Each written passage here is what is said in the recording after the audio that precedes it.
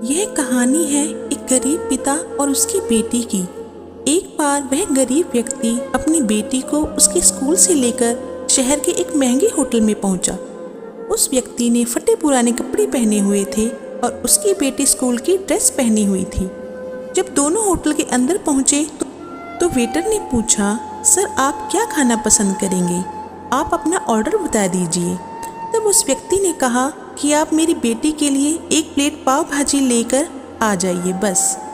Waiter ने कहा, sir आप कुछ नहीं लेंगे, आपके लिए भी कुछ लेकर आऊं? तो गरीब व्यक्ति ने कहा, मेरे लिए कुछ नहीं, आज मेरी बेटी के लिए पार्टी है।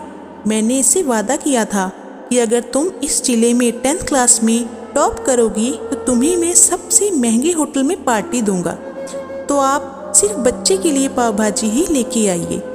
वेटर ये बात सुनते ही दौड़कर अपने मालिक के पास गया और बोला कि सर आपसे एक छोटी सी रिक्वेस्ट है कि आप मेरी सैलरी से पैसा काट लेना, लेकिन आज मैं चाहता हूँ कि उस बच्ची के साथ उसके पिता को भी एक प्लेट पाव भाजी खिलाई जाए, क्योंकि उस बच्ची ने पूरे जिले में 10th क्लास में टॉप किया है।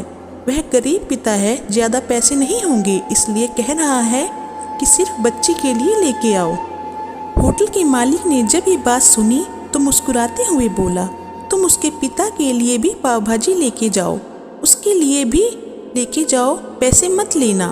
4-5 पाव भाजी पैक करवा कर ले जाओ और 2-3 किलो मिठाई भी लेकर जाओ और उनसे कहना ये पार्टी होटल की तरफ से, आप ये मिठाई ले जाइए और जश्न मनाइए।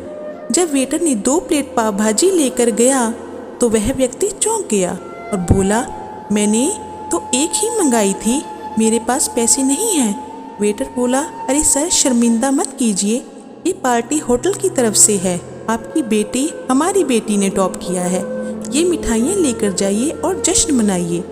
पिता और बेटी खुश हो गए और चले गए।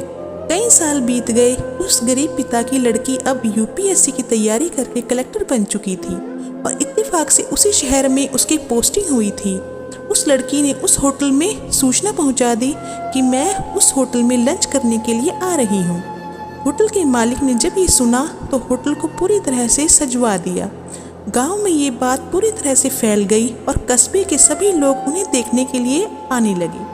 कलेक्टर अपने पिता के साथ उस होटल में पहुंची। कलेक्टर ने होटल के मालिक से कहा कि शायद आप मुझे पहचाने नहीं, हम वही पिता पुत्री हैं जो कि हमारे 10th क्लास टॉप करने पर आपने मुझे पार्टी दी थी।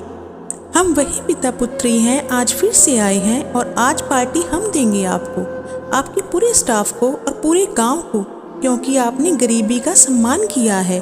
आपने उस दिन जो पार्टी दी थी मुझे बताया कि मुझे कितनी और ऊंचाई तक पहुंचना है, कितनी और बड़ी मंजिल को छूना है। आपने एक नई प्रेरणा दी थी और आज मैं उसी प्रेरणा का एहसान चुकाने के लिए आई हूँ। वो मैडम ये सब कहते जा रही थी और आंखों से आंसू बहती जा रही थी।